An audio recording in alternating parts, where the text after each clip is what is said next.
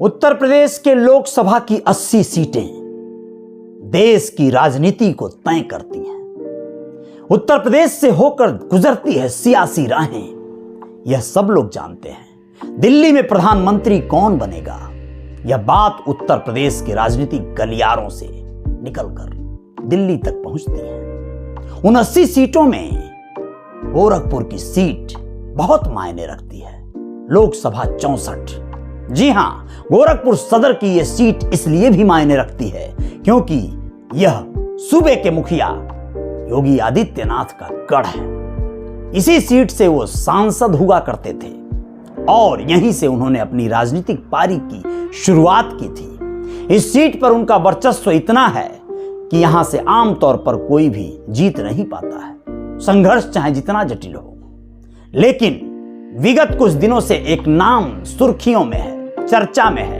India गठबंधन की वजह से काजल निषाद, आप लोगों को बता दें, सपा की ओर से प्रत्याशी घोषित की गई हैं। काजल निषाद जो कि मूल रूप से यूं तो गुजरात की रहने वाली हैं, जहां से नरेंद्र मोदी और अमित शाह आते हैं, लेकिन समाजवादी पार्टी की शेरनी के नाम से मशहूर काजल निषाद यहां भौवापार गांव की बहू कही जाती हैं, निषाद समाज की बहू।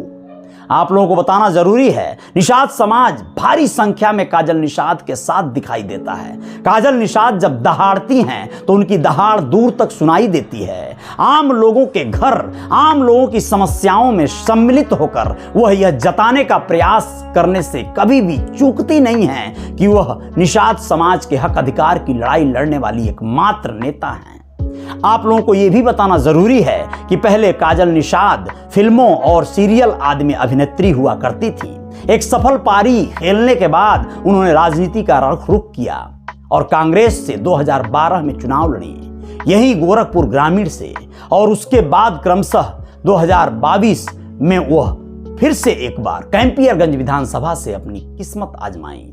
समाजवादी पार्टी की प्रत्याशी के रूप में विगत कुछ दिनों पहले मेयर पद की प्रत्याशी बनकर गोरखपुर के नगर निगम की चुनाव लड़ी, और ऐसे में जो भी हुआ परिणाम बात अलग है, लेकिन उनकी लड़ाई की चर्चा चारों ओर चली। यही देखते हुए सपा सुप्रीमो अखिलेश यादव ने उन्हें यह मौका दिया कि इस बार गोरखपुर से अगर कोई प्रत्याशी होगा तो वो होंगी काजल निषाद। काजल निषाद को लोकसभा के इस प्रत्याशी पद को चुनने के पीछे का राज क्या है, यह तो सियासी जो हकीम हैं वो जानेंगे, लेकिन आप लोग बस इतना जान लीजिए कि काजल निषाद का आक्रामक रुख कल देखने को मिला तिवारी हाता पर गोरखपुर में। जब ईडी का छापा पड़ा तो काजल निषाद अपने तमाम सहयोगी और कार्यकर्ताओं के साथ डटकर वहां पर हंगामा की और जमकर हल्ला बोला।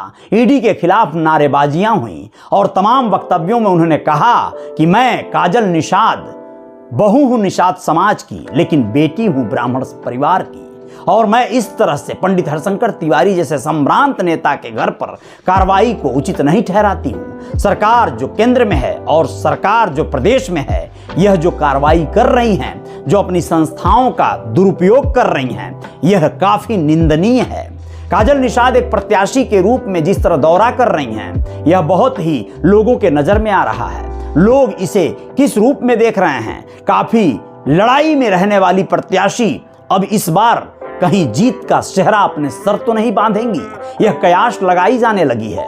महिलाओं में काफी लोकप्रिय होती जा रही हैं काजल निषाद, बच्चों की पहली पसंद बनती जा रही हैं काजल निषाद। तमाम लोग, तमाम युवा साथी उनके साथ चल रहे हैं। भारी लाव लश्कर के साथ चलने वाली काजल निषाद दहाड़ कर संभाषण करती हैं। विगत कुछ दिनों पहले उन्हें व्हील चेयर पर देखा जा रहा था, लेकिन अब उनके पैरों का जो मोच या जो भी उनके पैरों में तकलीफ आई थी वो प्लास्टर हट चुका है और वह अब खुलकर मैदान में उतर रही हैं, क्षेत्र का दौरा कर रही हैं। आप लोगों को यह बताना जरूरी है काजल निषाद एक प्रत्याशी के रूप में किस तरह का अपना वर्चस्व कायम रख पाएंगी, ये देखना होगा।